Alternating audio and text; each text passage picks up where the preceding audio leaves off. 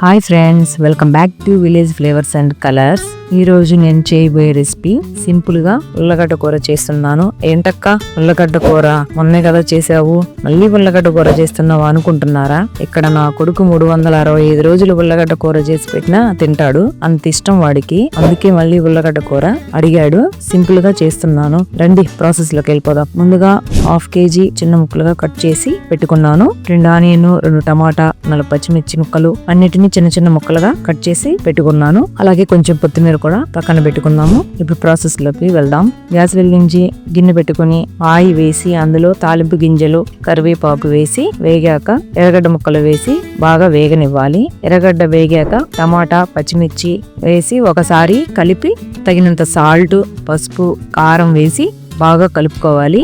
మంచిగా గుజ్జయ్యేలాగా కలుపుకొని ఉల్లగడ్డ ముక్కలు వేసి కలుపుకొని కొంచెం ఉడకనిచ్చి కొన్ని నీళ్లు పోసుకోవాలి. బాగా కూరని చిక్కగా ఉడికించుకొని కొంచెం గరం మసాలా, ఇంట్లో తయారు చేసిన మసాలా వేసుకొని కలుపుకోవాలి. ఫైనల్ గా కొత్తిమీర వేసి దించేయడమే. అంతే, ఉల్లగడ్డ కూర సింపుల్ గా రెడీ అయిపోయింది. మా వాడు అన్నం ప్లేట్ పట్టుకొని రెడీగా ఉన్నాడు. కర్రీ వేశాను, తింటున్నాడు. వీడియో తీస్తాను రారా అంటే వద్దొద్దని వెళ్ళిపోయాడు. కర్రీ మాత్రం సూపర్గా ఉంది మా అన్నాడు. మీకు నచ్చినట్లయితే ట్రై చేయండి. ఎలా ఉందో కామెంట్ చేయండి, లైక్ చేయండి, మన ఛానల్ని సబ్స్క్రైబ్ చేసుకోండి అప్పా.